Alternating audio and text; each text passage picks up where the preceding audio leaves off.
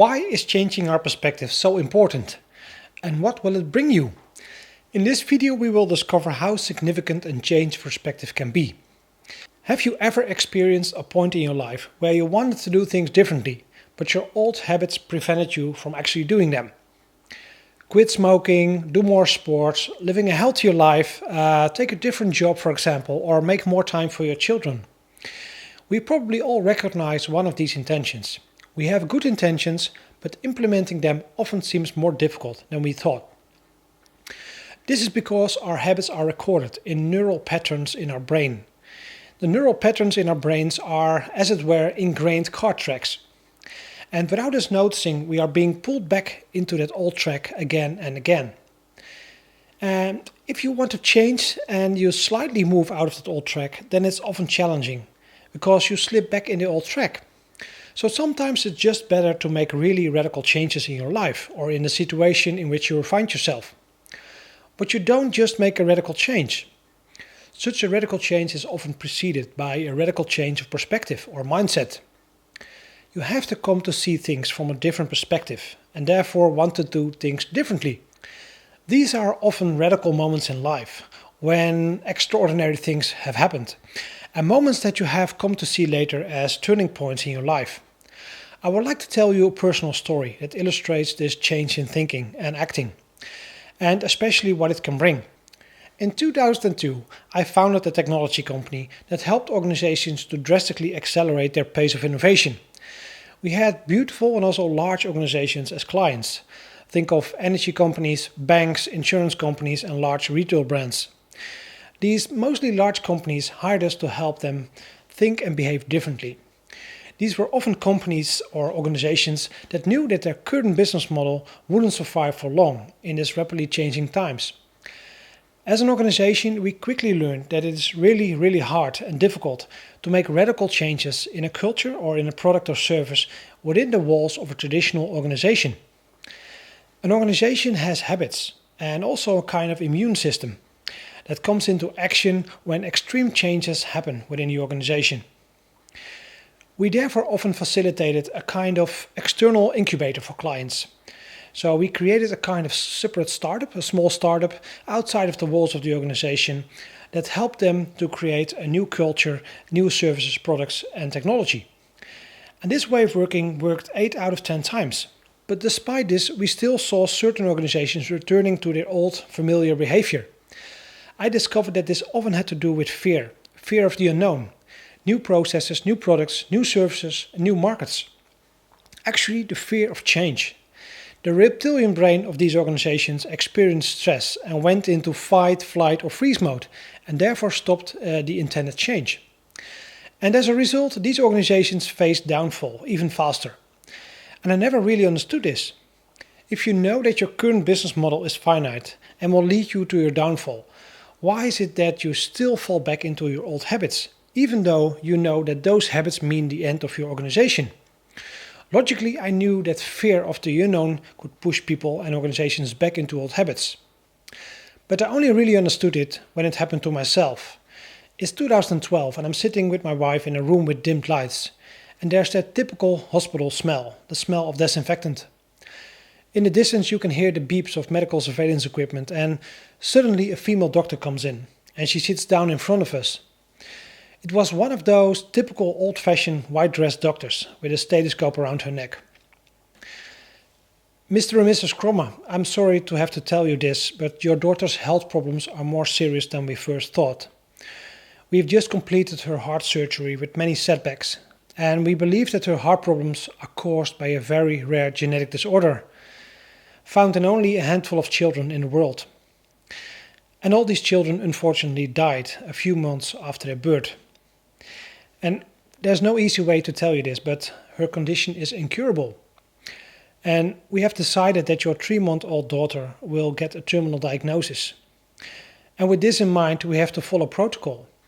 And you should know that we will not resuscitate your daughter when she deteriorates. And she's no longer entitled to a new intensive care unit. So what should you do as parents when they tell you such a thing? What should you do if they tell you that your child has no chance of survival? What would you do? Would you agree with such a diagnosis? We were afraid of losing our daughter, and we experienced a lot of stress. We had to rely on a traditional medical system based on a specialized and isolated way of thinking. A system that only looked at tissues, organs and symptoms. A system that couldn't help us. But yes, we had no other choice. At least we thought. First, we refused to accept the diagnosis. This against the better judgment of complete teams of academic medical specialists in the hospital where we were. We wanted a second opinion or even a third opinion, whatever it took. There had to be someone who could help us. There had to be a hospital in the world that could help us.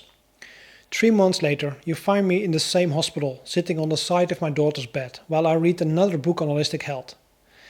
Another doctor enters our room for a conversation, and suddenly I see it. Wow, this is it. This is the answer.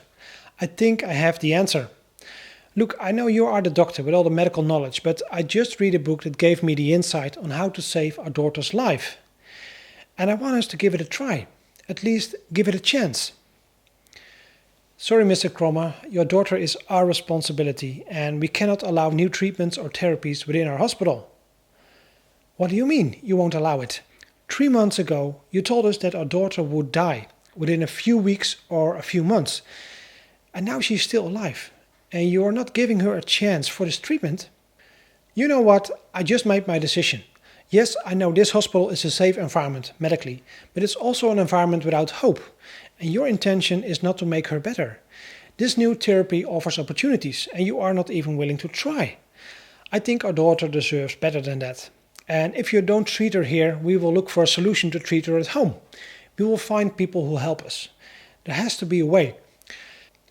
So, after 3 months in the hospital, we decided to leave the medically safe but hopeless hospital environment behind us and exchange it for a medically unsafe but hopeful environment at home.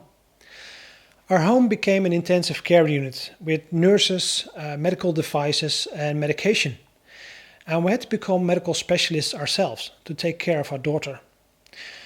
We started the newly discovered treatment, and only after 3 treatments we already saw a huge improvement in our daughter's health condition. We continued the treatments and in the end it saved our daughter's life.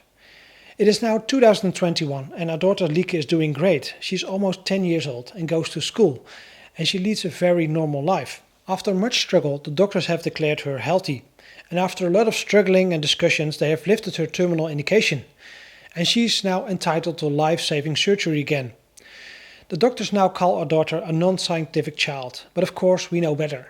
Many people ask me how it is possible to find a solution for something so rare. They say, Christian, I can't believe you discovered something that doctors didn't know. All those patents you've studied, it's unbelievable. You've saved your daughter's life, even without any medical background.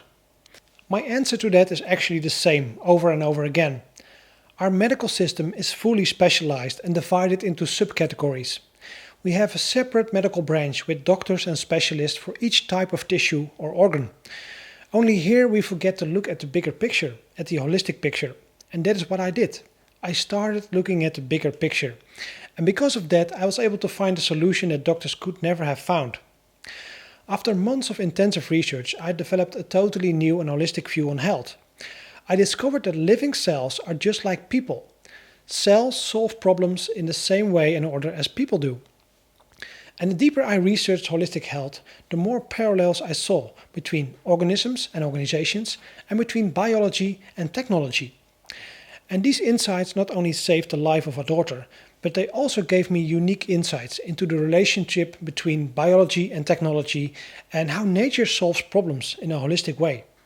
And so we see that a different perspective can literally mean the difference between life and death, between surviving and thriving. Sometimes extreme events are needed to see and embrace new perspectives. And we humans are generally very lazy, and we will only change radically if we experience pain or discomfort for a longer period of time. Or if there is simply no other way, like in our situation. This is also the main reason that many organisms and organizations continue to do what they do, even though they know that in the long run this can mean their end. For example, we only stop smoking when we have serious health problems. And we only lose weight and live healthier lives when we are too fat or feel sick. Or as an organization, we only develop a new product or service when our competitor enters the market with a much better and cheaper product. And this way of acting is deeply ingrained in organisms and organizations. In case of uncertainty, fear and stress, we often fall back into old patterns. Why is this the case? Well, the answer is quite simple. This is the pattern your reptile brain recognizes and feels safe with. But what if this pattern is a dead end? What if this pattern is not going to help you any further in life? Well, how nice would it be if you could change your perspective or mindset at a much earlier stage and therefore adjust your behavior in time? I'm convinced that if you develop a new perspective, your behavior and actions will change as a result. You just have to make sure that your new perspective, your vision or your mindset is so strong that it gives you the strength to break with the old pattern. In the hospital, I was so convinced of my perspective and vision that it gave us the strength to break with the old system.